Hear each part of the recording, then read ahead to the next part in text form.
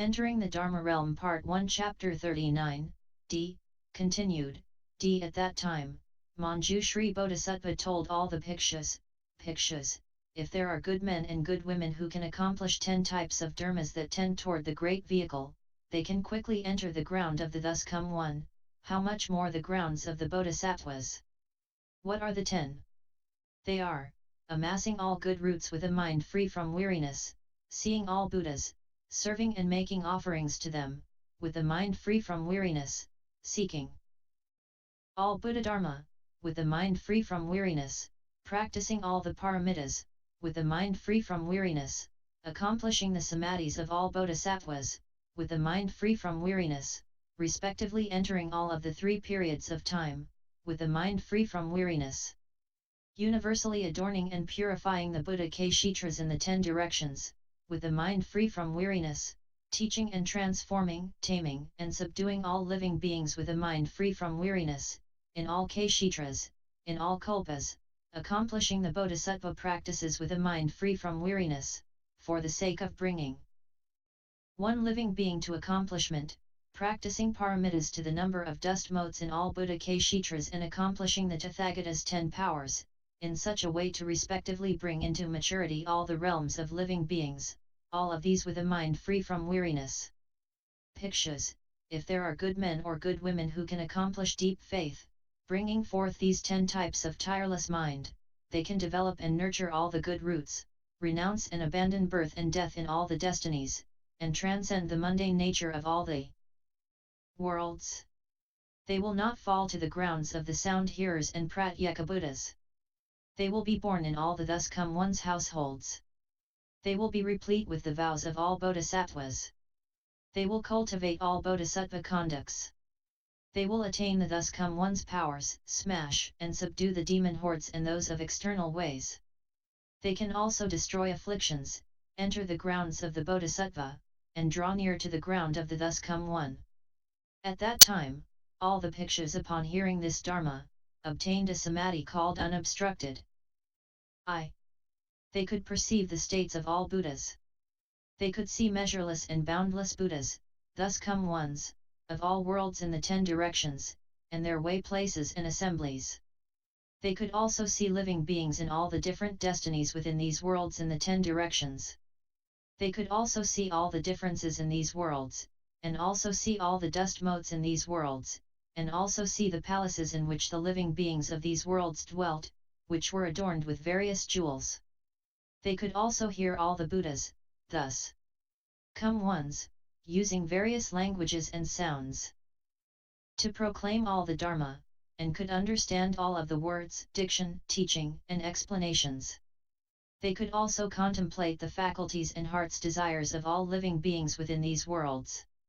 They could also recollect the 10 former and subsequent lives of all living beings within these worlds. They could also recollect the past and future events of these worlds within 10 kalpas. They could also recollect the events of 10 former lives of all Tathagatas, the 10 accomplishments of proper enlightenment, the 10 turnings of the Dharma wheel, the 10 types of spiritual penetrations, the 10 types of proclaiming the Dharma, the 10 types of teaching and exhortation, and the 10 types of eloquences. And they also immediately accomplished the 10,000 Bodhi minds, the 10,000 samadhis, and the 10,000 paramitas. All of them were purified. They attained the great perfect wisdom light, they attained the Bodhisattva's 10 spiritual penetrations, they became gentle, supple, subtle, and wonderful, they dwelled in the solid, unmoving Bodhisattva mind. At that time, Manjushri told all the bhikshus they should dwell in universal worthies conduct. Upon dwelling in universal worthies conduct, they should enter the sea of great vows. Upon entering the sea of great vows, they should accomplish the sea of great vows. Upon accomplishing the sea of great vows, their minds would be purified. Upon purifying their minds, their bodies would be purified. Upon purifying their bodies would become light and at ease. Upon attaining bodies that were light and at ease, they would attain great spiritual penetrations, and not retreat. Upon attaining these spiritual penetrations, they would never leave from the feet of Manjushri. and pervading the Buddha places in the 10 directions, they would manifest their bodies and completely accomplish all Buddhadharmas. Section 3. At that time, Manjushri Bodhisattva, upon exhorting all the bhikshus to bring forth the resolve for an Uttarasamaya Sambodhi, then he gradually went south, into the realm of people. He went to the east of the city of blessings, to dwell in the adorned banner Sala Grove. This was a place where all Buddhas of the past had lived, taught and transformed living beings. They went to the great stupa, which is a place where the world-honored ones had cultivated the Bodhisattva practices in the past, and were able to renounce measureless things that were difficult to renounce. For this reason, this grove was universally renowned throughout measureless Buddha Kshetras. This place constantly was blessed with the offerings of the gods, dragons, yakshas, Gandharvas, Asuras, Garudas, Kinnaras, Mahoragas, humans and non-humans. After Manjushri and his retinue had reached this place, he immediately proclaimed the Sutra of universally illumining the Dharma realm, with hundreds of myriad of millions of Nahudas of sutras as its retinue. Upon speaking this sutra, measureless hundreds of thousands of millions of dragons came out of the great sea to this palace. Upon listening to this Dharma, they became thoroughly tired of the destiny of dragons. Single-mindedly seeking the Buddha path, they all renounced their dragon bodies and were reborn among gods and humans. 10,000 dragons became irreversible from an Uttarasamaya Sambodhi. Again, there were measureless and numberless living beings, who were tamed and subdued through the 3 vehicles. At that time, among the inhabitants at the city of blessings, who heard that Dharma Prince Manjushri was in the adorned banner Sala Grove at the great stupa, and measureless great multitudes streamed from the city to go to this place. At that time, there was an Upasaka by the name of Great Knowledge, together with a retinue of 500 Upasakas. Their names were, Siddhata Upasaka, Vasiddhata Upasaka, Light of Blessings and Virtue Upasaka, Renowned Upasaka, Renowned Forgiving Upasaka, Moon Virtue Upasaka, Good Wisdom Upasaka, Great Wisdom Upasaka, Worthy Great Wisdom Upasaka, Worthy Protector Upasaka, Worthy Supreme Upasaka, and so forth. All of these 500 Upasakas came to the place of Dharma Prince Manjushri, made obeisance at his feet, circumambulated to the right 3 times, withdrew, and sat to one side. Also, there were 500 Upasikas, such as, Great Wisdom Upasika, Good Light Upasika, Wonderful Body Upasika, Delightful Body Upasika, Worthy Upasika, Worthy Virtue Upasika, Worthy Light Upasika, Banner Light Upasika, Virtual Light Upasika, Good Eyes Upasika, and so forth. All of these 500 Upasikas came to the place of Dharma Prince Manjushri, made obeisance at his feet, circumambulated to the right 3 times, withdrew, and sat to one side. Also, there were 500 youths, such as the youth good wealth, the youth good practice, the youth good precepts, the youth good comportment, the youth good courage, the youth good consideration, the youth good wisdom, the youth good enlightenment, the youth good eyes, the youth good arms, the youth good light, and so forth. All of these 500 good youths came to the place of Dharma Prince Manjushri, made obeisance at his feet, withdrew, and sat to one side. Also, there were 500 maidens, such as the maiden Good Worth, the maiden who was Great Wisdom Upasika's daughter, the maiden Worthy Name, the maiden Good Features, the maiden Solid Wisdom, the maiden Worthy Virtues, the maiden Virtuous, the maiden Brahma Teaching, the maiden Virtual Light, the maiden Good Light, and so forth. All of these 500 maidens came to the place of Dharma Prince Manjushri, made obeisance at his feet, circumambulated to the right 3 times, withdrew, and sat to one side. At that time, Dharma Prince Manjushri, knowing that the inhabitants of the city of blessings had came and gathered, accorded with their heart's delights, and manifested a body of sovereignty. His awesome light was dazzling and grand, and outshone all the great assembly. With easy and comfortable great kindness, he caused them to be pure and cool. With easy and comfortable great compassion, he brought forth the mind to speak the Dharma. With easy and comfortable wisdom, he perceived their heart's delights. And with a vast great eloquence, he was about to proclaim the Dharma for them. At that time, he contemplated good wealth for the causes and conditions by which he came to have this name. He perceived that when this youth had entered the womb, within his household there spontaneously appeared a towering pavilion of the 7 jewels. Beneath this towering pavilion were 7 hidden treasuries. Right above the treasuries, the ground broke open by itself, and 7 jeweled tusks burst forth. They were of gold, silver, lapis lazuli, crystal, true pearls, mother of pearl, and carnelian. The youth good wealth dwelt in the womb for 10 months and was born. His build, body, limbs, and joints were upright and full. The 7 great treasuries were broad and extensive. Above and below, each of them was 7 full arms' lengths, and they welled from the ground, their light luminous and dazzling. Again in that household, spontaneously there appeared 500 jeweled vessels, and various objects naturally filled them to abundance. Specifically, the Vajra vessels were filled with all sorts of incenses. The incense vessels were filled with various robes. The fine jade vessels were filled with various superior types of food and drink. The mani vessels were filled with various rare and precious gems. The gold vessels were filled with silver. The silver vessels were filled with gold. The gold and silver vessels were filled with Vaidurya, the mani-studded crystal vessels were filled with mother of pearl. The mother of pearl vessels were filled with crystal. The carnelian vessels were filled with true pearls. The true pearl vessels were filled with carnelian. The fire mani vessels were filled with water manas. The water manas were filled with fire manas. In such a way, these 500 jeweled vessels spontaneously appeared and rained down various gems and objects of wealth, and all the houses became full. Because of this event, his parents, retinue, and good prognosticators unanimously named this infant good wealth. Also, he perceived that this youth had made offerings to Buddhas of the past, that he deeply planted the good roots, that his belief and understanding were vast and great, that he always delighted in drawing near to good knowing advisors, that his body, speech, and mind karmas were devoid of flaws, that he made no mistakes, he purified the Bodhisattva way, sought all wisdom, and was accomplished as a vessel of the Buddhadharma. He saw that his mind was pure like the empty space, that he made transferences to Bodhi, and was without obstruction.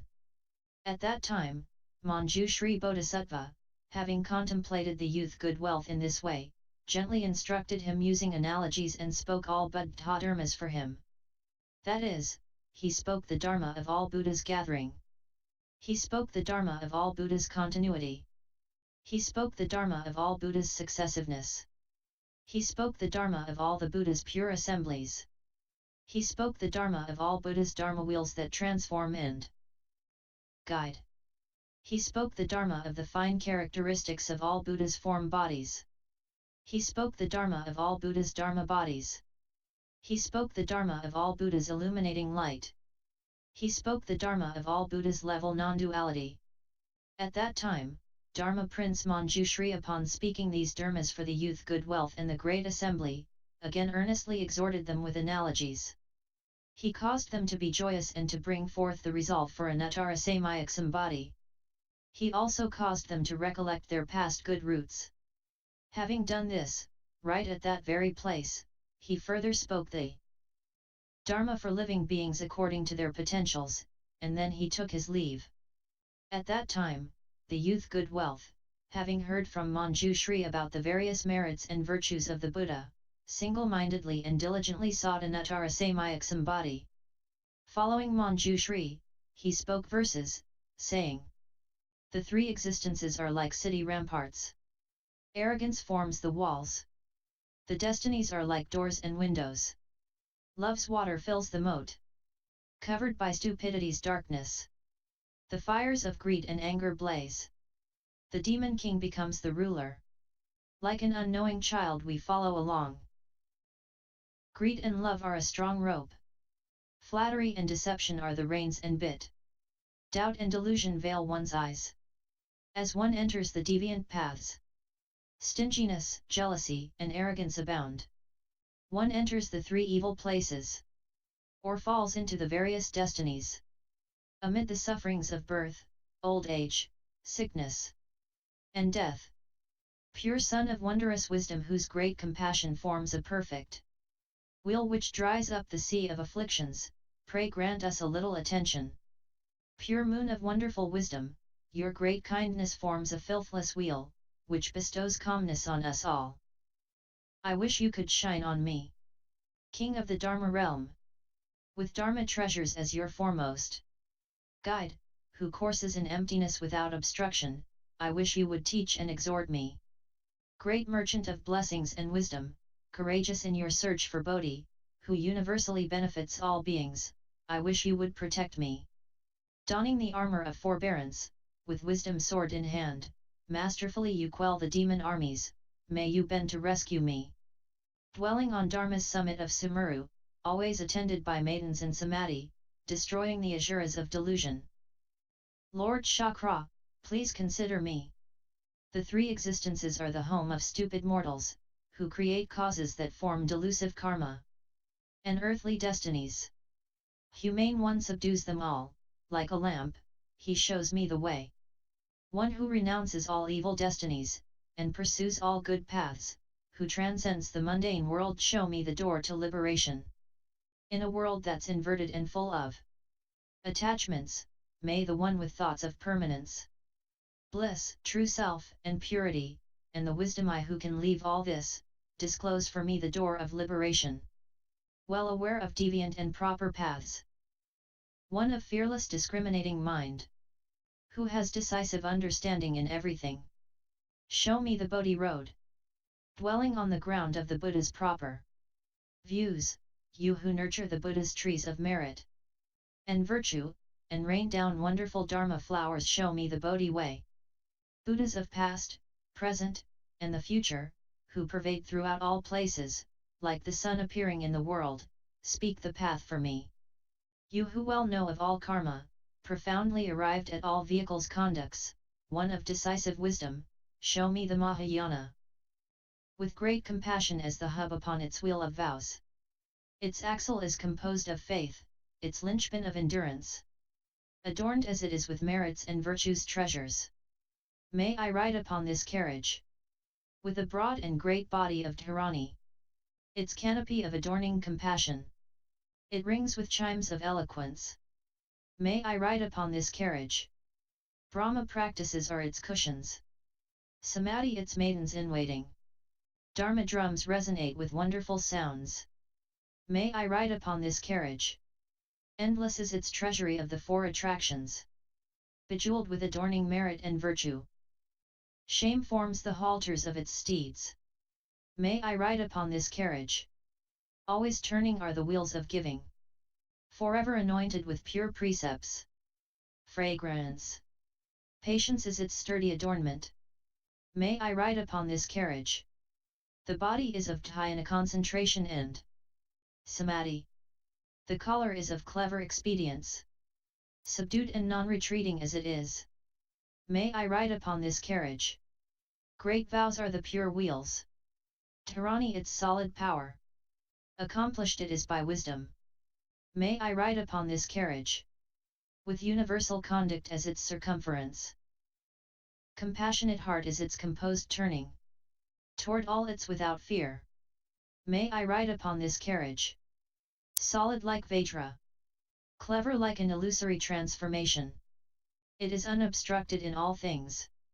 May I ride upon this carriage. Vast, great, of utmost purity. Bestowing joy on all beings. It is equal to emptiness and the Dharma realm. May I ride upon this carriage. The wheels purify all karmic delusions. They sever the flow of sufferings. Smashing demons and external paths. May I ride upon this carriage. Wisdom fills the 10 directions. Adornments pervade the Dharma realm. Fulfilling all of living beings' wishes. May I ride upon this carriage. Pure and clear like empty space. With love and views extinguished. There is benefit for all beings. May I ride upon this carriage. Swift practice of vow power. Calm dwelling of a concentrated mind. Universally transports all sentience. May I ride upon this carriage. Like the earth that is unmoving. Like the water that benefits. In this way, living beings are transported. May I ride upon this carriage. The four attractions form a perfect wheel. Dharani is a pure clear light. May such a wisdom sun as this appears so that I can see those who have ascended to the place of Dharma King, and donned the crown of the Wisdom Lord. Wrapped as you are with wonderful Dharma silk, pray compassionately regard me. At that time, Manjushri Bodhisattva turned around like an elephant king to regard the youth good wealth, and said, good indeed, good young man. You have brought forth the resolve for an Uttarasamaya Sambodhi. Moreover, you wish to draw near to all good knowing advisers to inquire about the practices of a Bodhisattva, and the cultivation of the Bodhisattva path. Good young man, drawing near and making offerings to good knowing advisers is the very first causal condition for becoming endowed with all wisdom. Therefore, you should not grow tired of this.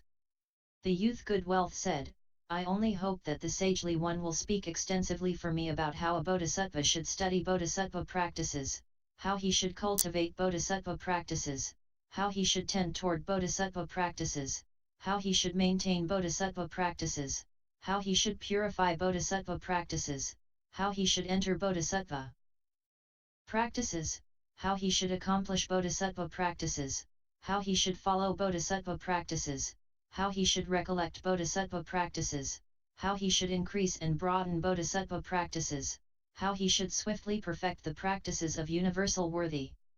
At that time, Manjushri Bodhisattva spoke the following verses for the youth good wealth. Good indeed, merit and virtue's treasury. You have arrived at my place, bringing forth the great compassion mind. You diligently seek utmost enlightenment.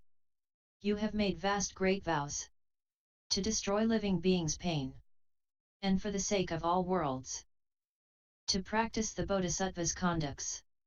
If there are Bodhisattvas who tire not of birth and death suffering, they will be endowed with universal worthies path, and nothing can destroy them. Light of blessings and power of blessed awesomeness, place of blessings and pure blessed sea, for all living beings' sake, you vow to cultivate universal worthies conduct.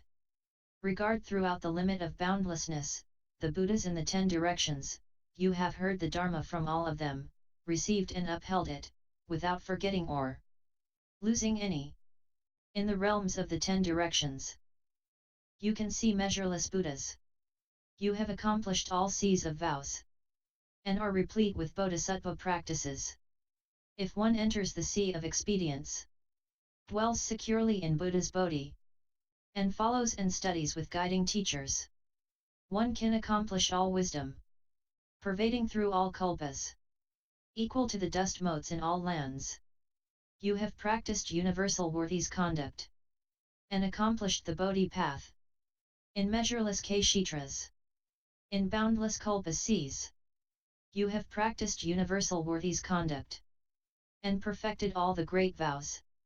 All the measureless beings here are delighted on hearing of your vows.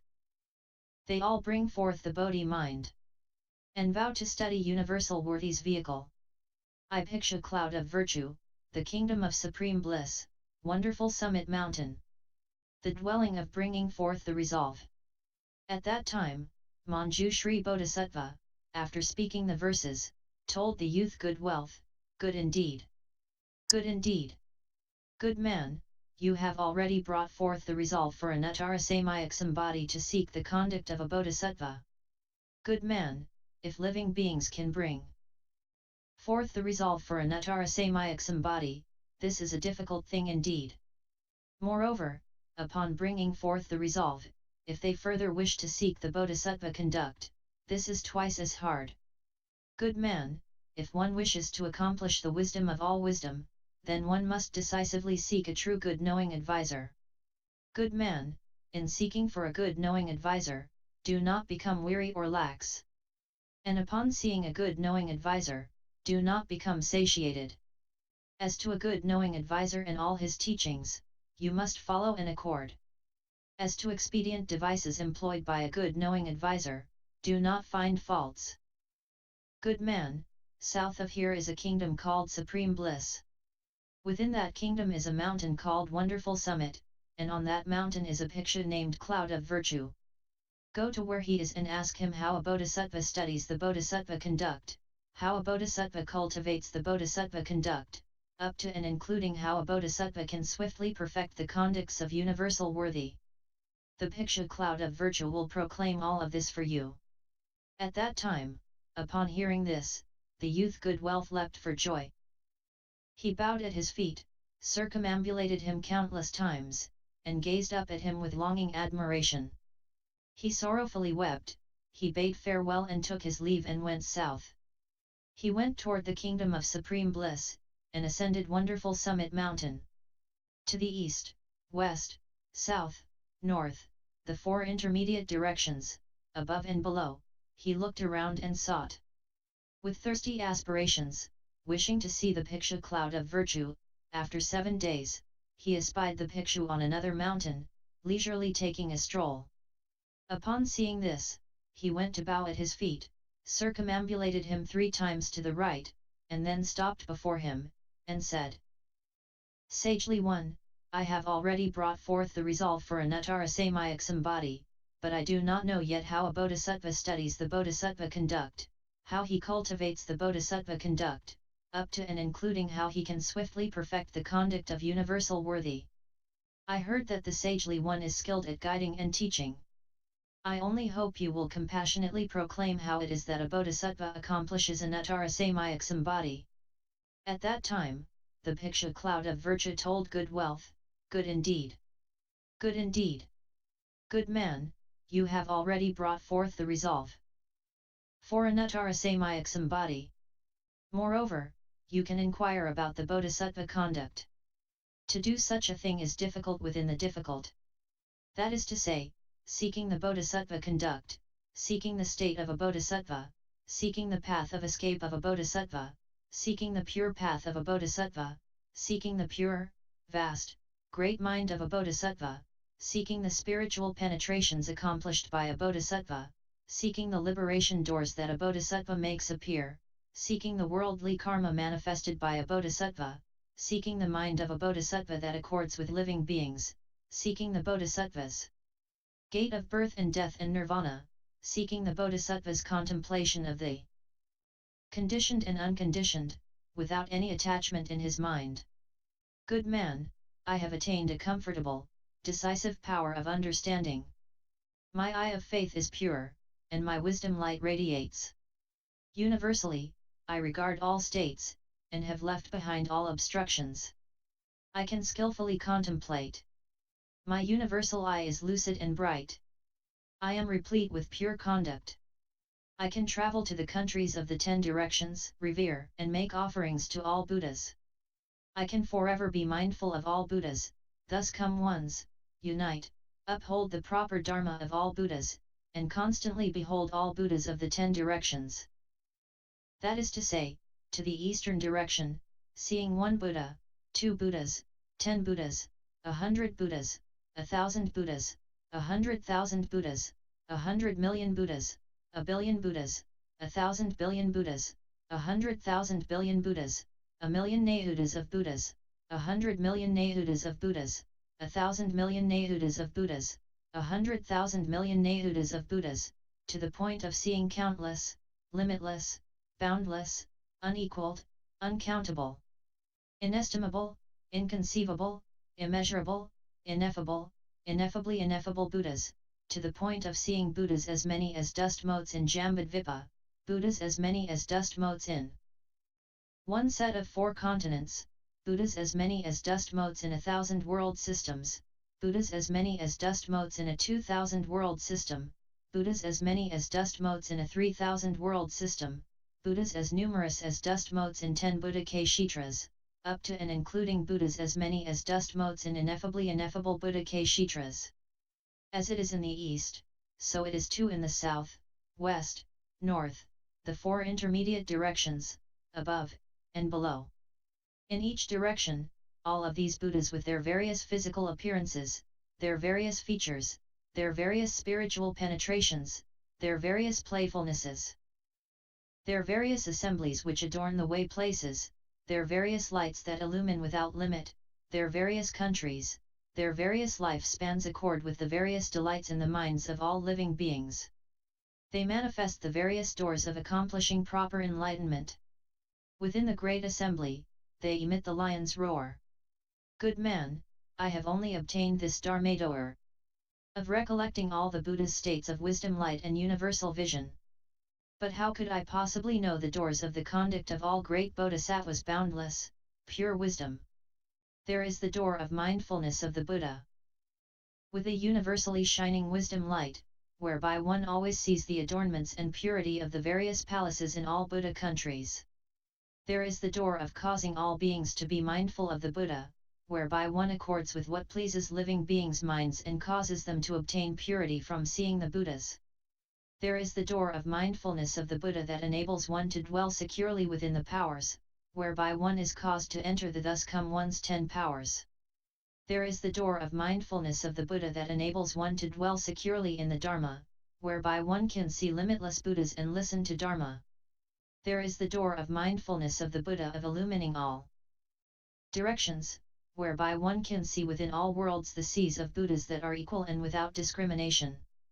There is the door of mindfulness of the Buddha of entry to invisible places, whereby one can see within all subtle and minute states, all matters involving the sovereign spiritual penetrations of all Buddhas. There is the door of mindfulness of the Buddha of dwelling in all kalpas, whereby throughout all kalpas one always sees the acts of giving done by all Buddhas without leaving them for even a moment. There is the door of mindfulness of the Buddha of dwelling throughout all times, whereby in every time all times one always sees the thus come ones, draws near to them, without leaving them. There is the door of mindfulness of the Buddha of dwelling in all kshetras, whereby in all countries one completely sees the Buddha's bodies that transcend everything and are unmatched by anything. There is the door of mindfulness of the Buddha of dwelling in all worlds, whereby in accordance with the wishes and delights of one's own mind, one universally sees the thus come ones of the 3 time periods. There is the door of mindfulness of the Buddha of dwelling in all states, whereby pervasively in all states, one sees the successive appearances of the thus come ones. There is the door of mindfulness of the Buddha of dwelling in still extinction, whereby in a single thought one sees the Buddhas in all kshetras manifesting nirvana. There is the door of mindfulness of the Buddha of dwelling in distant traveling, whereby in a single thought one sees all Buddhas departing from the places where they live. There is the door of mindfulness of the Buddha of dwelling in vast greatness, whereby one's mind always contemplates all the Buddha's bodies pervading all Dharma realms. There is the door of mindfulness of the Buddha of dwelling in subtlety, whereby on a single hair tip ineffable thus come ones appear, and one can go to all their places and serve them. There is the door of mindfulness of the Buddha of dwelling in adornment, whereby in one thought, within all kshetras, one sees Buddhas accomplishing equal and proper enlightenment, and manifesting spiritual transformations. There is the door of mindfulness of the Buddha of dwelling in Buddha affairs, whereby one sees all Buddhas appearing in the world, emitting wisdom light and turning the Dharma wheel.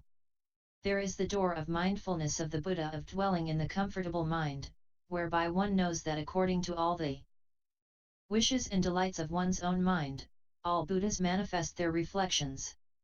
There is the door of mindfulness of the Buddha of dwelling in one's own karma, whereby one knows that, according to the karma which living beings accumulate, their own reflections manifest to facilitate their enlightenment.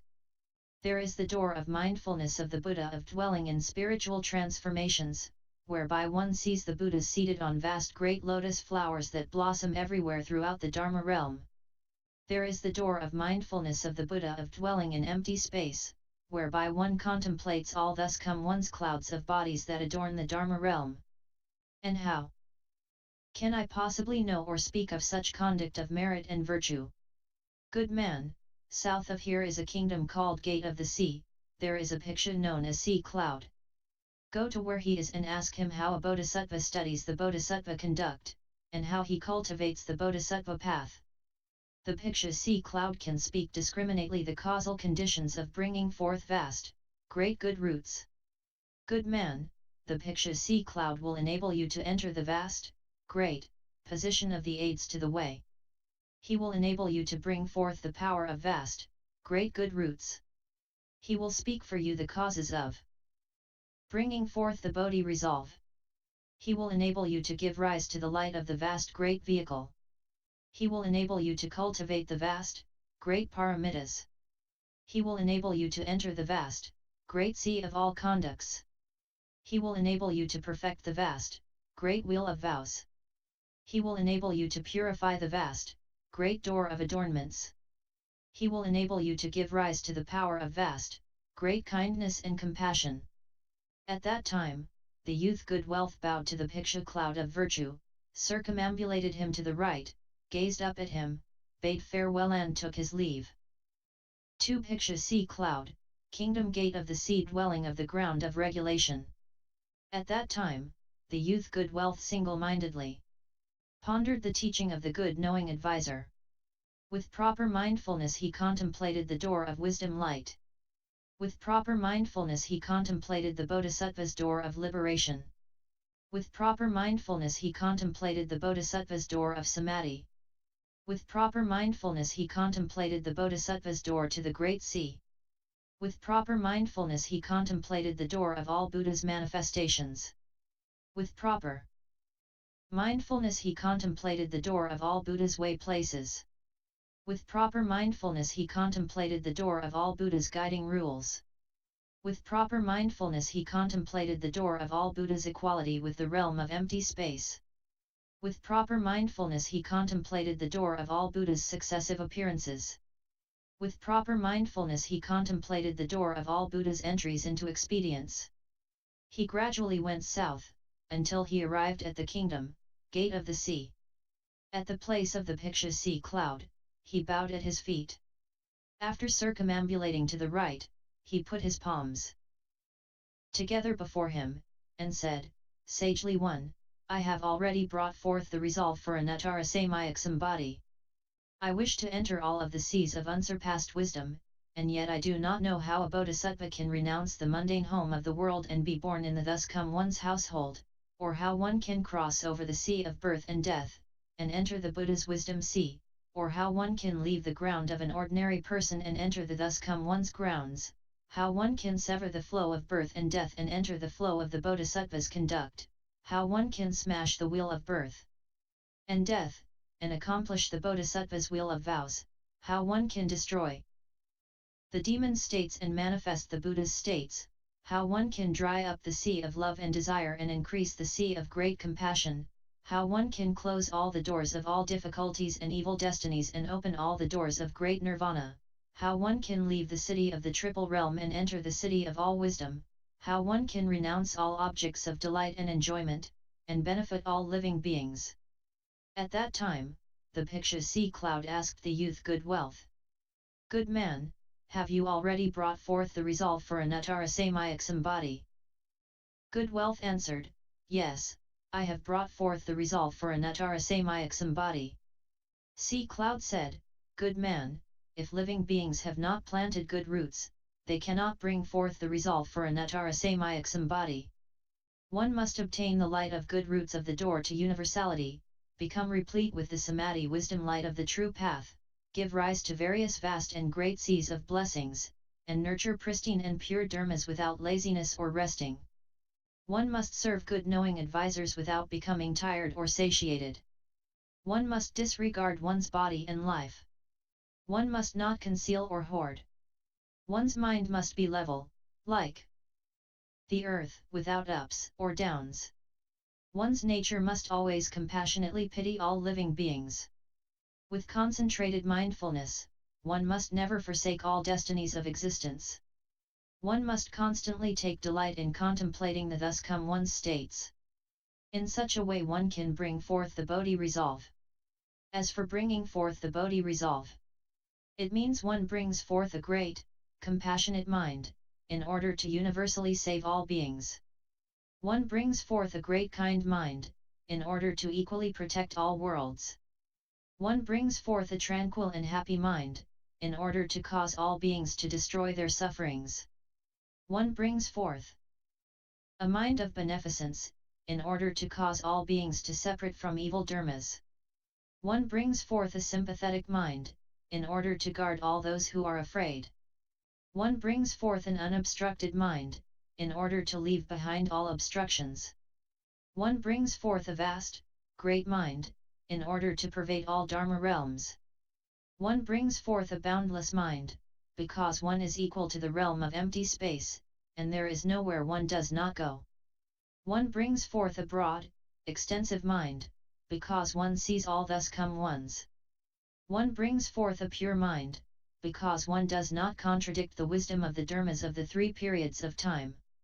One brings forth the mind of all wisdom, because one universally enters the seas of all wisdom. Good man, I have lived in this country, gate of the sea, for 12 years. I have always regarded the sea as my state. Specifically, I have pondered how the great sea is vast and extensive without measure. I have pondered how the great sea is profoundly deep and hard to fathom. I have pondered the gradual deepening and widening of the great sea. I have pondered the limitless, rare, wonderful, and adorned jewels within the great sea. I have pondered the immeasurable amount of water that is gathered by the great sea. I have pondered the inconceivability of the different colors of the water in the great sea. I have pondered the great sea as the dwelling place for limitless living creatures. I have pondered how the great sea encompasses the various beings with large bodies. I have pondered how the great sea receives the rain that the large clouds pour down. I have pondered how the great sea is without increase or decrease. Good man, when I was contemplating, I also had this thought: within this world, is there anything more broad and extensive than this sea? Is there anything more immeasurable than this sea? Is there anything deeper than this sea? Is there anything more rare and special than this sea? Good man, at the moment I was having that thought, suddenly from the depths of the sea, a large lotus flower emerged. Invincible Indranila jewels made up the stem. Vaidurya gems formed its calyx. Jambunita gold made up its leaves. Sinking in water incense made up its platform. Carnelian formed its fine filaments. It bloomed with a lush fragrance that covered the sea. A million azura kings upheld its stem. A million nets adorned with mani jewels hovered above it. A million dragon kings rained down fragrant water upon it. A million Garuda kings dangled from there. Beaks strings of beads and jeweled silk ribbons, which hung down all around it. A million Rakshasa kings contemplated it with a mind of kindness. A million Yaksha kings bowed to it with reverence. A million Gandharva kings praised it with all sorts of music as offerings.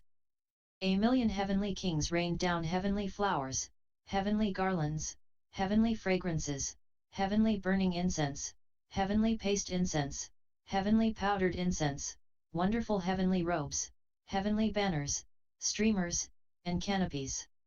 A million Brahma kings bowed in reverence.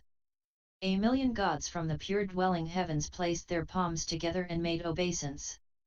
A million wheel-turning kings each made offerings of adornments of the 7 jewels.